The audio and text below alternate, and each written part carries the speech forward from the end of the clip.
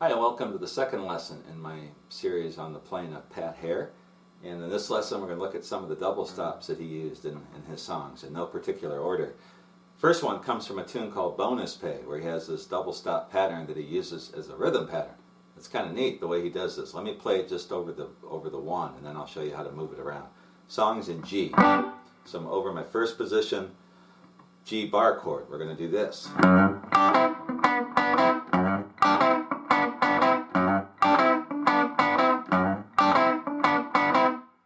That's neat. And what he does is slide into the third fret of the sixth string from below, second to third fret, little slide there on the sixth string. Then he's going to the first and second strings, third fret, and then to the second and third strings, first and second strings, third fret, second and third strings at the fifth fret. And then he's going to get this double stop, which is basically really a G chord, G major chord. I've got my first finger on the third fret of the second string, second finger on the fourth fret of the third string. It sounds like he's just picking that twice. And then he winds up on the fifth fret, second and third strings. So the whole lick.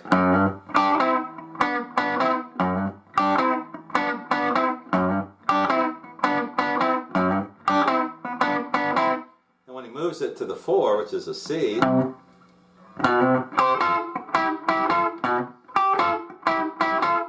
more time. Back to the 1. When it goes to the 5, it's just over the D chord.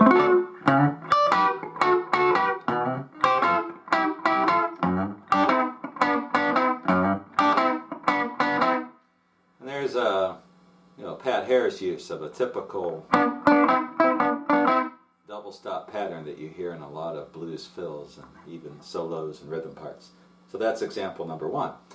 Example number 2 of Pat Hare's double stops is from the solo of the same tune, Bonus Pay. And one thing that he would do frequently in his playing is he'd do these riffs in his solos where he just really simply sliding. So if he's playing in the first position, bar chord G over the 1, where he's sliding the first and second strings from the second to the third fret.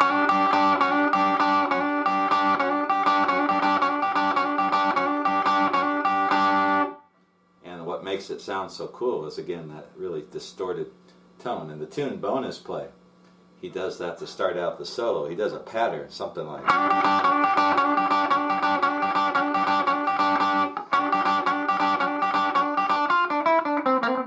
he goes into a single string run, which I'm not sure exactly what it is.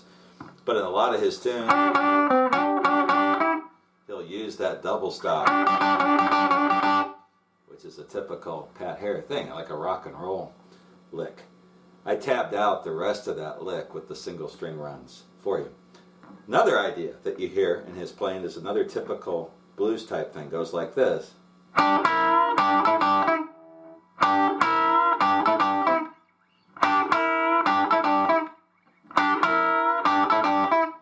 And again, he can use that as a fill, or you can use it as part of a solo or whatever. So I'm starting from that double stop, third fret, first and second strings. And then I'm taking my pinky to the sixth fret of the first string, ring finger on the fifth fret of the second string. Got that, again, rock and roll type song or lick. I'm keeping my first finger anchored there because I'm going to use it again.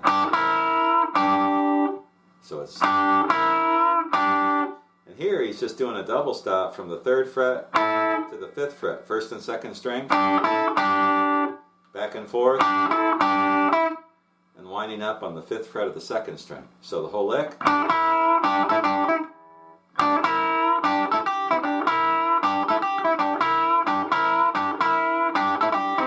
Something like that, or you could do that lick and throw in some single string. Whatever you want to do with it, but that's the bass lick, another double stop. Another one that he does is another rock and roll type thing, where he goes from the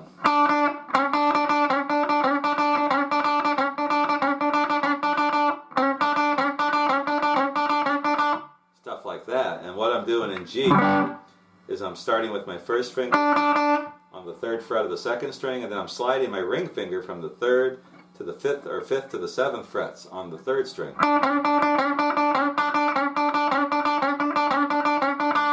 Now you could do it by bending. That doesn't sound like what he's doing. It sounds like he's playing a guitar with pretty heavy strings.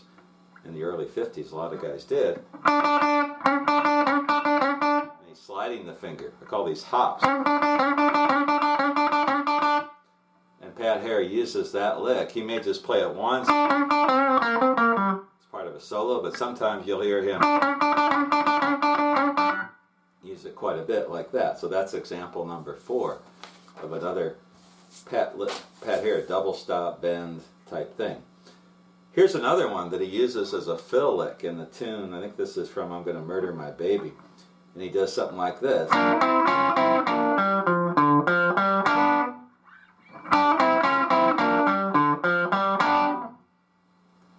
So it's really cool. 2nd string and 3rd string on the 3rd, 5th, and 6th frets. Like that. Back to the 5th fret, to the 3rd fret. So it's down and back, or up and back. 3rd, 5th, 6th, 5th, 3rd.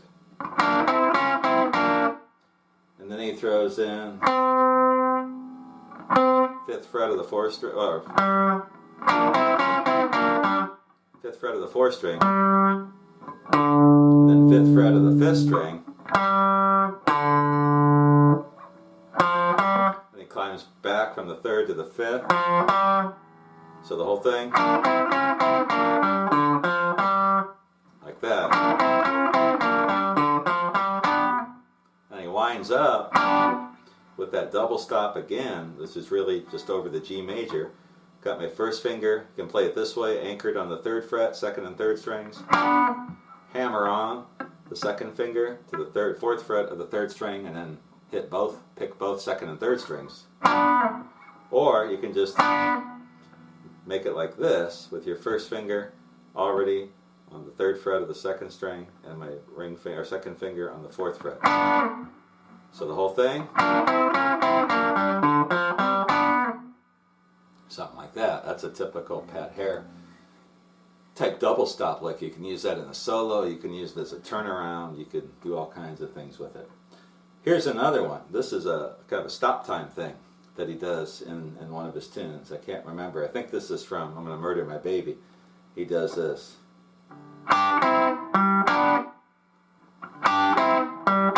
Which is real similar to what we just played. So the first double stop again at the 3rd fret, then to the 5th fret, 2nd and 3rd string. So it's 1st and 2nd strings, 2nd and 3rd strings. Then we're going to get the root, which is a G, 5th fret of the 4th string, and then that double stop, however you play it, hammering into it, just playing it with the 2 fingers there. So one more time.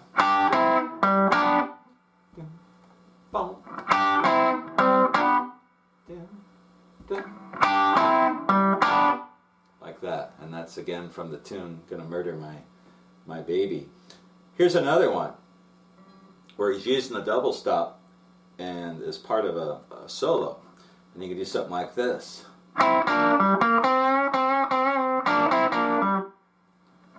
So, and there you are working the double stop in with some single string notes and some single string bends. Again, this one too is from I Think I'm Gonna Murder My Baby. So, starting out from the 5th fret, double stop, 2nd and 3rd string. Same thing on the 3rd fret. Then we're going to the 5th fret of the 4th string. You can bounce back and forth just on those notes. And we're bending on the G string, 3-finger bend from the 3rd to the 5th on the 3rd string. Something like that. So there are some other examples of Pat Hare using double stops. One of the coolest examples that I've heard comes from a tune where he does a solo with all double stops. It's a tune he does with a guy named Walter Bradford in the Big City 4 early 50s, and the song is called Too Blue to Cry. It's in B flat, so we're going to go to B flat, which where my first finger is, if I'm making a B flat, first position bar chord is at the 6th fret with my F shape. And he does the solo, goes like this. I'll just play the first part of it. Eventually he goes into single string rounds, but he starts it out with this really neat double stop thing. It goes like this.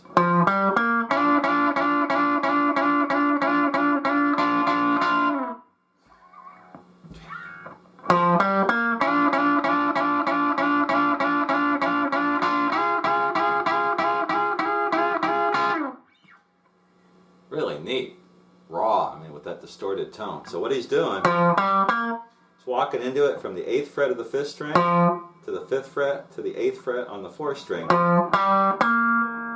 It's on the tab, and he's just doing this double stop.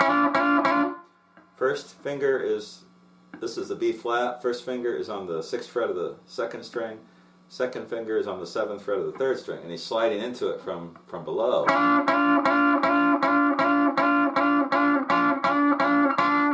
Kind of stops, and then into it again.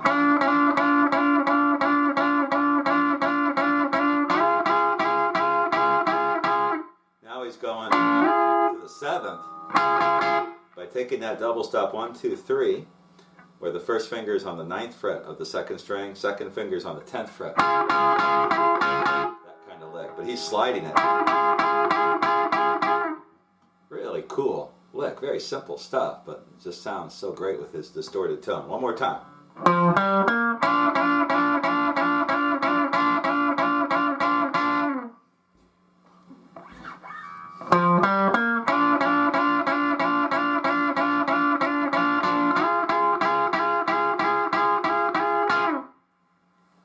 May have messed up the timing there, but that's the idea.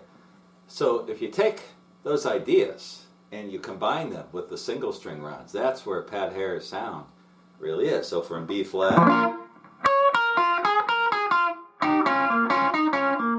find ways,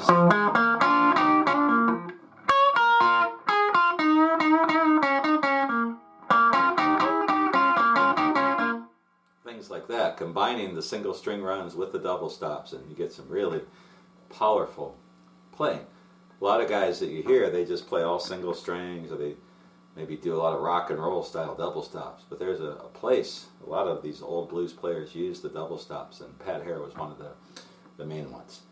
That is the second part of this lesson. When I come back, I'm going to go through some of his chord ideas, the power chords that Pat Hare is known for, and a few other miscellaneous ideas before we wrap it up. I hope you find this lesson interesting, helpful. If you have any questions or comments, let me know, and I'll get back to you. See you soon.